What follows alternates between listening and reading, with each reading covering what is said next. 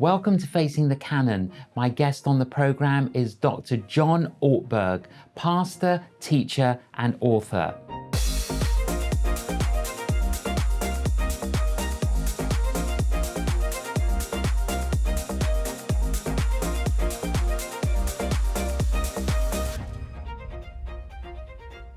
John, welcome to Facing the Canon. Thank you, J.John. It's a very intimidating title, but you're a very gracious host, so it all evens out in the end. Well, it's lovely to have you, John. I've read several of your books, and I'm delighted we can have this conversation. Where are you at the moment? I am at the moment in Santa Barbara, California, which is Southern California area. And it's a lovely, lovely place. Although my wife and I will be in the UK a little later on this year. So we're looking forward to that very much. Oh, you're crossing the pond. Well, welcome over here. We are. Now, have you, John, have you always known the Lord? I grew up in a family of faith. And so I'm very, very grateful for that. Church was a part of our life. It was a Baptist church that I grew up in, essentially. And faith, a love of Scripture, wanting to matter to God. That was all a part of our life. So there have certainly been many moments along the way when it needed to get more personal for me. But yeah, that's been part of my heritage. I'm very grateful for. Great. And you've been a pastor, teacher for how many years?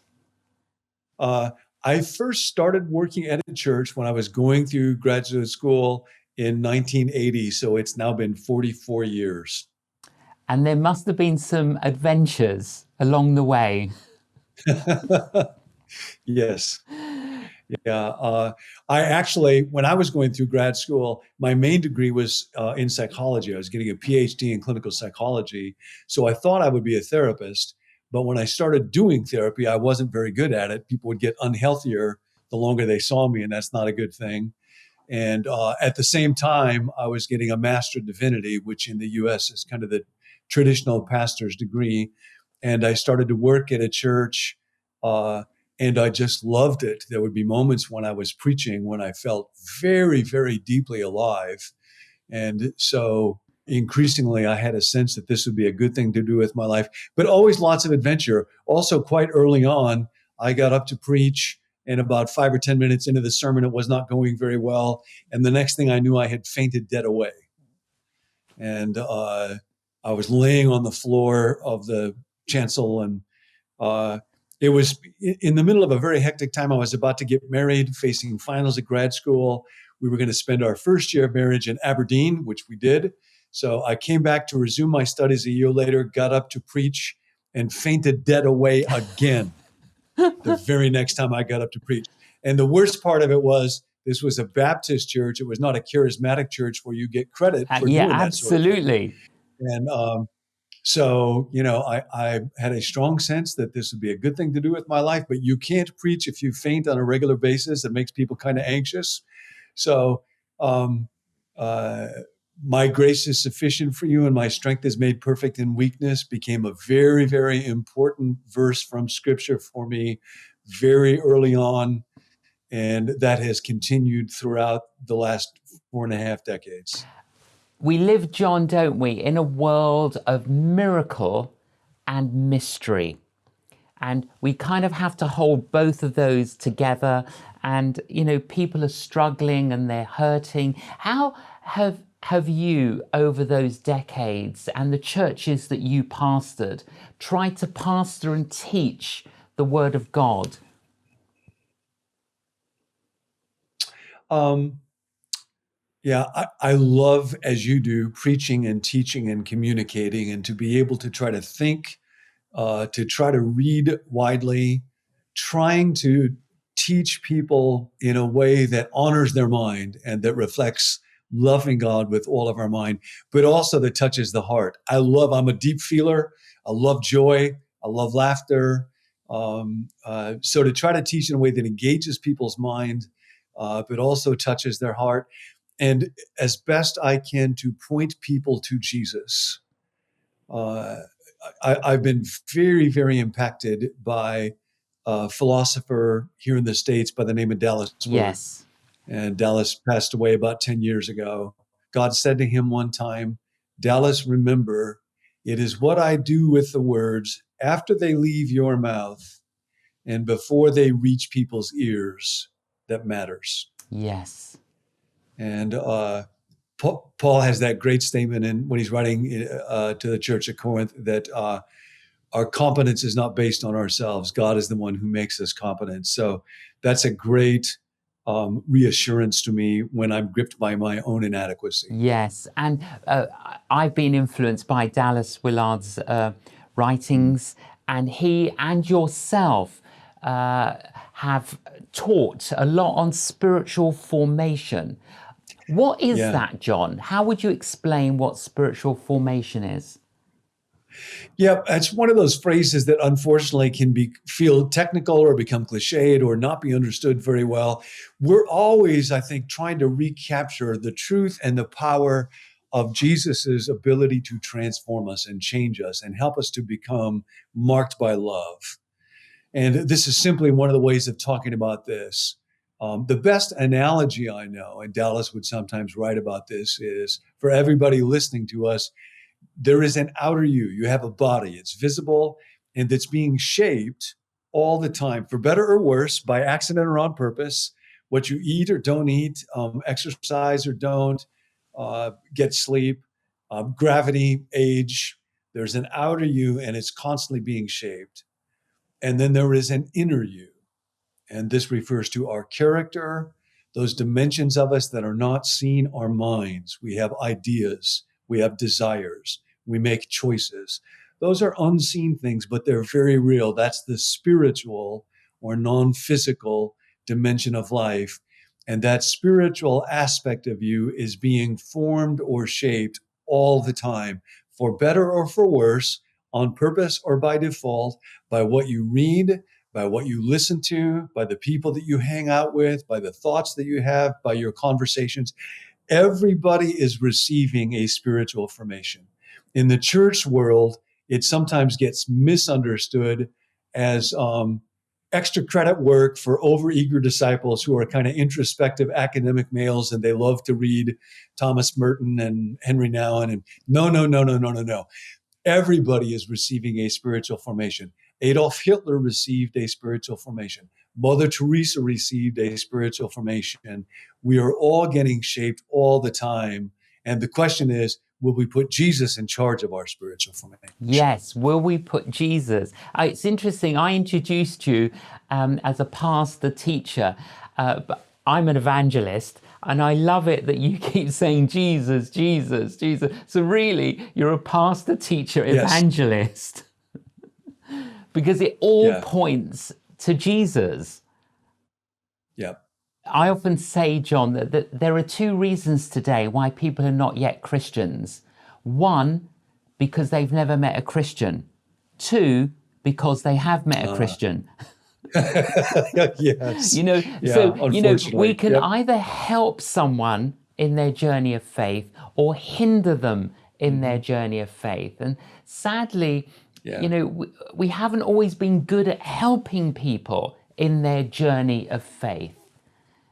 Do you think the church is getting better at doing that? That's a great question, J.John. I think we're learning in some ways, but we're nowhere near as good at it as we need to be in an era when particularly political polarization and antagonism is really a problem. And many people in the US are beginning to perceive the church as really just kind of a political organization that's aligned with one particular approach to political life. So for a lot of people who say, that's not my political philosophy, they think that Jesus is no longer an option. So we have here, I think, a lot of work to do to help explain the person and message of Jesus. But I couldn't agree with you more, J.John. Mostly it's not about getting good at arguing for Jesus. it's living the kind of life that makes people look at us and say, I want what that person Yes, is. and it's showing Jesus before sharing Jesus. And you're kind of Yeah. showing Yeah. and sharing and sharing and showing. It's so important. One of my favorite quotations is St. Augustine's quote, where he said, "You cannot have God as your father without having the church as your mother." Ah, And yeah. I find that today, John, I meet people both here in the UK and I have in America and in other countries of the world, that they like Jesus, but they don't like the church. Hmm. What would Yeah. you say as a church leader, as a pastor, to those people? Um, I think uh, partly the church just demonstrates the truth of the teaching of Scripture, which is all we like sheep have gone astray.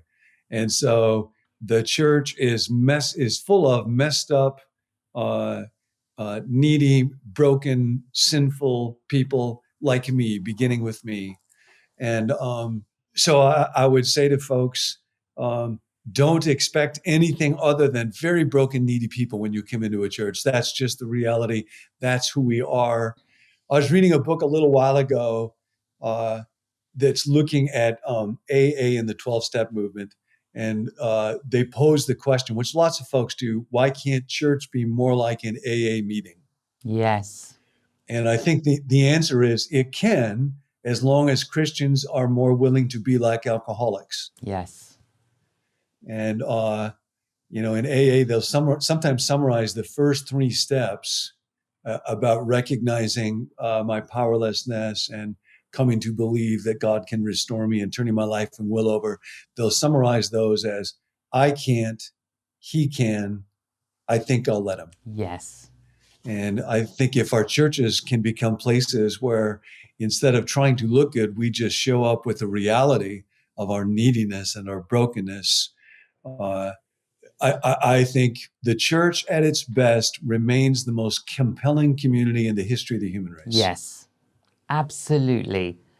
And we're all broken people, John, every single one of Yeah. us, and we can only be healed in the broken body of Jesus. And it's so Yeah. important that, we need to be positive about the church, the bride. Yes, she's got blemishes, but we want to prepare her for the bridegroom. Yep.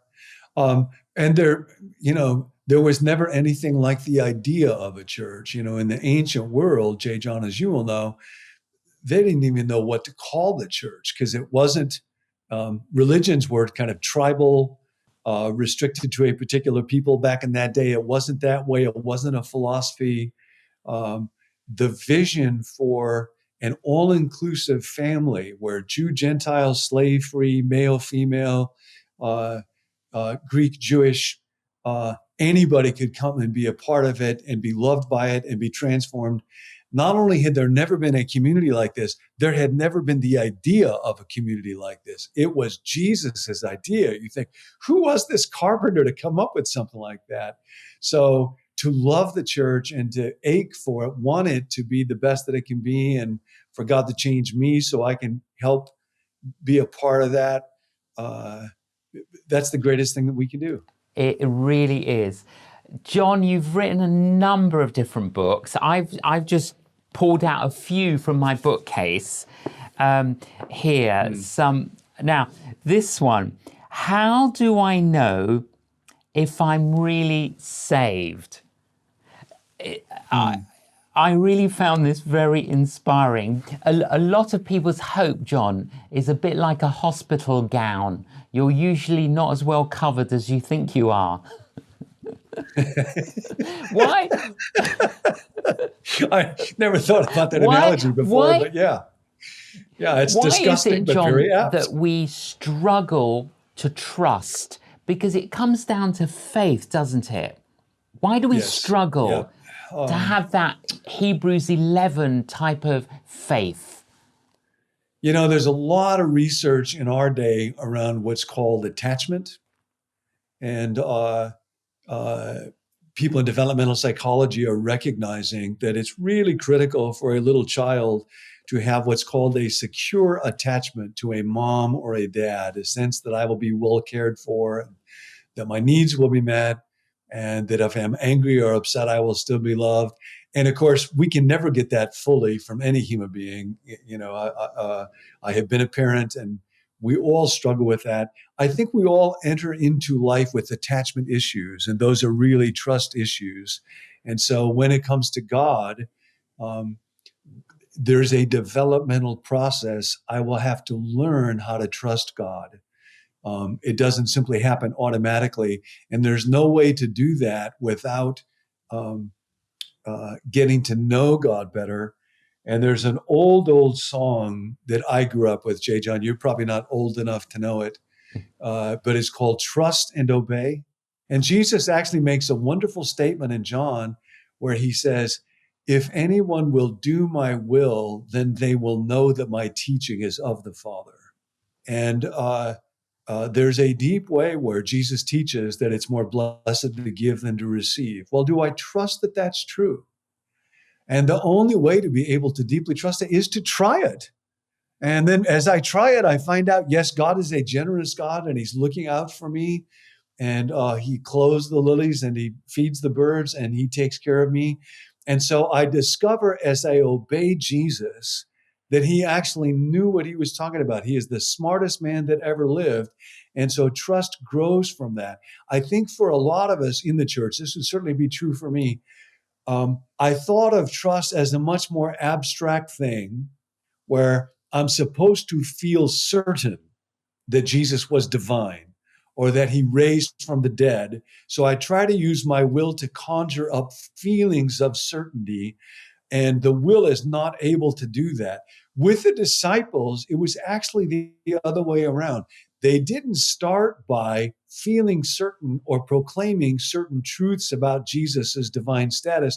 They started by just learning from him and doing what he said to do. And they discovered he knows about how to deal with anger. He knows about the power of forgiveness. He knows about sexuality. He knows about speaking truth. He knows about prayer.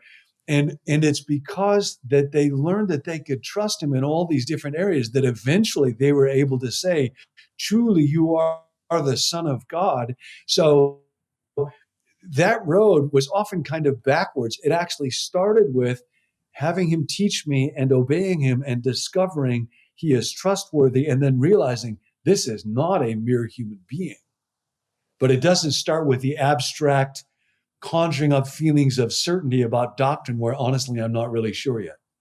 So a lot has to do with obedience. Am I willing to do what he tells me to do?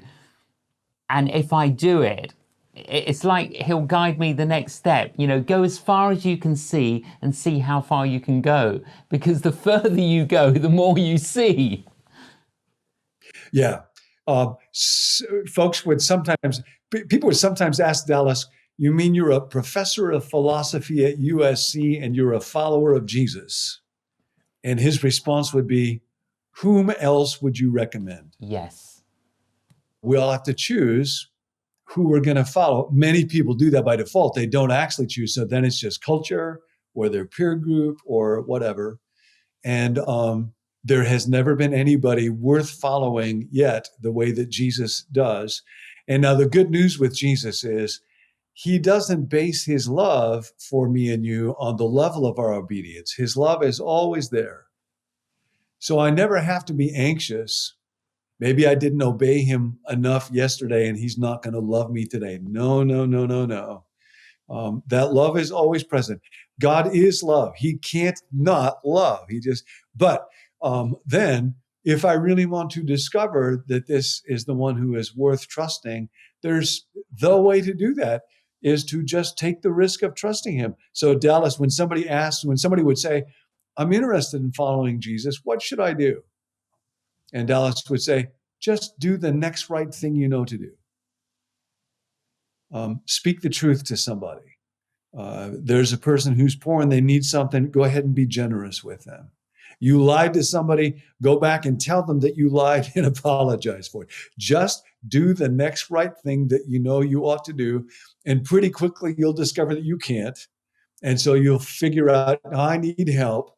And now Jesus is present, God is real, and he will help me. And that's what grace is. I'm forgiven by grace, but I also live by grace. I have to have the power of God from one moment to the next for this conversation. Just do the next right thing to do, and that will push you to God. Yeah, I really like that, John. Just do the next right thing you know you should do. Yeah, it really is. One of the Yep. books that really had an impact across the pond here, John, and I'm sure it did in America as well and in other places, is If You Want to Walk on Water, yeah, you've got to step out of the boat. Yeah. And Yeah. this really resonated, not just with me, but with many people here in the UK. A very powerful message. The thing about that is, you've got the disciples, they're in the boat, and Peter sees Jesus and he says, "Is that you? Is that you?" And there, John, sometimes we don't always know, is it Jesus? You know, is it Jesus? Is Yes. it me? Or is it the evil one? Or is it the world? How do we discern that it's Jesus? Yeah. No, I love that Peter asked that question, because part of what it tells us is being a disciple doesn't require certainty about being able to identify Jesus is present. This idea is from him. Very often we won't know. The thought may come, I could take this job, or I could date this person, and I'm not sure, is God telling me to do that or not? As long as there's an open spirit, J.John, I think the heart of a disciple is to keep asking that question, is it you? And then Peter goes on to say, if it's you, command me to come to you. So that, this little passage about getting out of the boat is not just about risk for the sake of risk. Now, risk is very important. To have courage is thrilling to us. That's a very good thing.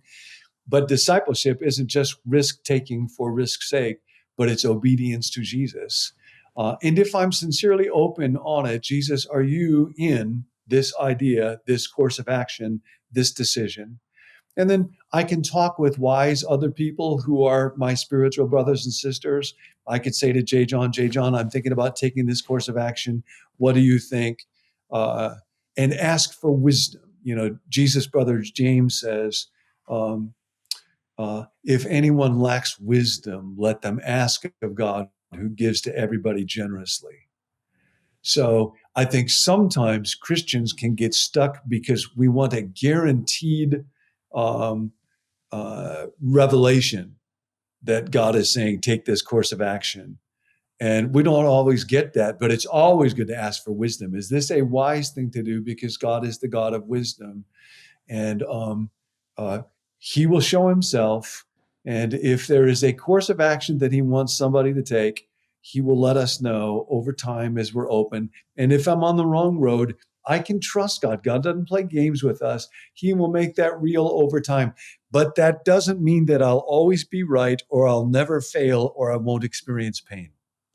Yes. And the thing is this, you're not going to get out of the boat unless Jesus has told you to. And That's right. I remember 7 years ago, I really felt the Lord said to me, hire probably one of the most beautiful football stadiums in Britain, in London, called the Emirates, and preach the gospel. And clergy and pastors were telling me that I'm mad and I shouldn't do it. And I knew it was the Lord. And some church leaders said, you're going to fail and people are not going to come and you're not going to raise the money. But when you know God's told you to do it, you just keep stepping out. And we did do it. And people did come and God did provide. Wow. That's why I think I love this so much. Yes. Because it's inspiring us to step out. Yeah.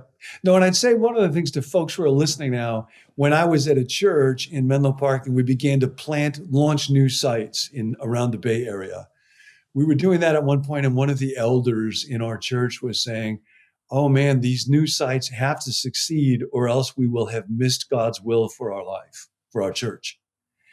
And so I thought, I got to teach on this. So part of what I talked about with our congregation is failure. And following Jesus is not the same thing as failure avoidance. Yes.